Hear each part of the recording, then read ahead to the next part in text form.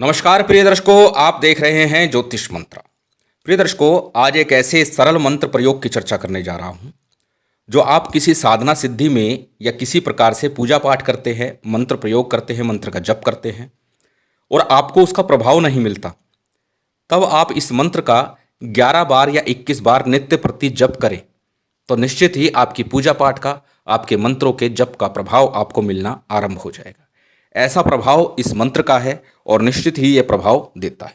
प्रिय दर्शकों, यूं तो महासाबरी मंत्र और एक साबर मंत्र मैं पहले दे चुका हूं।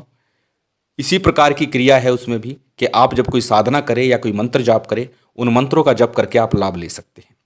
परंतु आज का मंत्र विशेषतः उस परिस्थिति में है यदि आप साबर मंत्र जप रहे हैं किसी कामना सिद्धि के लिए, लक्ष्मी प्रयोग के लिए, किसी भी प्रकार का प्रयोग है, आप साबर मंत्रों का जप कर रहे हैं और उस जप से पूर्व यदि आप इस मंत्र का 11-21 बार जप कर लेते हैं तो संशय लेश मात्र भी नहीं रहता कि आपके उस मंत्र का फल आपको अवश्य प्राप्त होगा।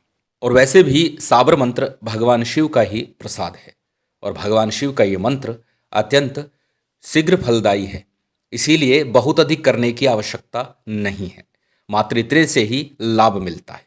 परंतु हमेशा बोलता हूं, जब भी आप किसी मंत्र का प्रयोग करें पहले उसे जप कर अपने अनुकूल बना लें। तो इसको अपने अनुकूल बनाने के लिए, सिद्ध करने के लिए क्या करना है उस विधान को जान लेते हैं। एक दिन का विधान है और या यूं कहें कि 1 घंटे का ही विधान मुश्किल से है। बहुत अधिक समय आपका नहीं लगने वाला इसमें। एक दिन के अंदर कुछ समय ही आपको निकालना है और आपका ये मंत्र चैतन्य हो जाएगा, सिद्ध हो जाएगा और फिर नित्य प्रति आप इसका जप करें। आपको अपनी पूजा पाठ का, अपनी साधना का फल अवश्य प्राप्त होगा, खासकर यदि आप साबर मंत्रों का प्रयोग करते हैं। चलिए जानते हैं उस विधि विधान को और सबसे पहले जान लेते हैं सामग्री को। सामग्री के तौर पर एक घी या तेल का आपको दीपक प्रज्वलित करना है। सामग्री स्क्रीन पर है, आप इसे नोट कर सकते हैं, इसका स्क्रीनशॉट ले सकते हैं। साथ ही साथ रुद्राक्ष की माला से इस मंत्र का आपको जप करना है। माला हमेशा बोलता हूँ, यंत्र और माला जब भी प्रयोग करें चैतन्य हो, प्राण प्रतिष्ठित हो, तभी आपको उसका पूर्ण फल प्राप्त होगा। तो यहाँ रुद्राक्ष की माला है, वो चैतन्य लेना, प्राण प्रतिष्ठित लेना।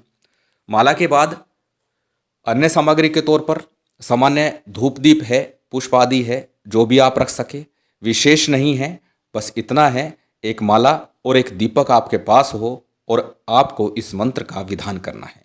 मिष्टान पुष्प आदि भेंट के लिए आप जो ले सके वो ले ले, भगवान को अर्पण करने के लिए जो भी आपके पास उपलब्ध हो, चाहे मिश्री हो या कोई अन्य मिठाई हो। आवश्यक बहुत अधिक नहीं है।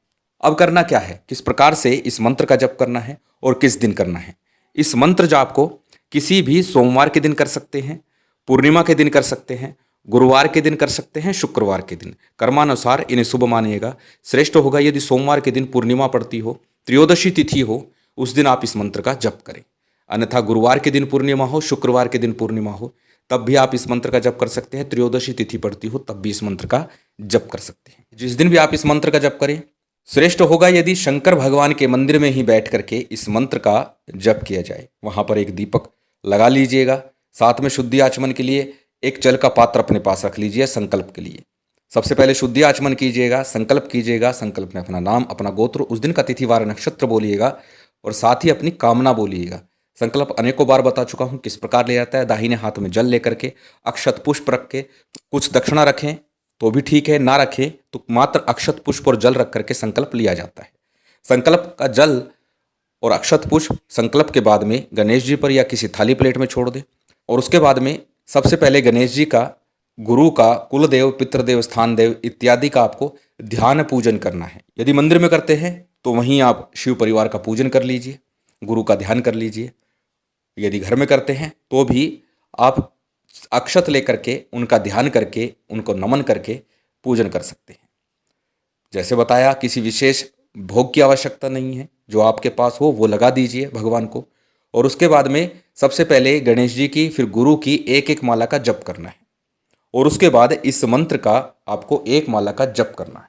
एक माला ही पर्याप्त है, बहुत अधिक करने की आवश्यकता नहीं है। परंतु हमेशा बोलता हूँ, अधिकस्य अधिकम फलम। यदि आपके पास समय है तो आप अधिक कर सकते हैं। विषम संख्या में जितना हो सके उतनी माला कर लीजिए, 3 कर लीजिए, 5 कर लीजिए, लेकिन यथेष्ट तो एक भी है। यदि आप एक माला भी कर लेते हैं तो भी आपको इसका पूर्ण लाभ प्राप्त होगा। जब आपका ये मंत्र जब पूर्ण हो जाए उसके बाद में भगवान शंकर की आरती कीजिएगा।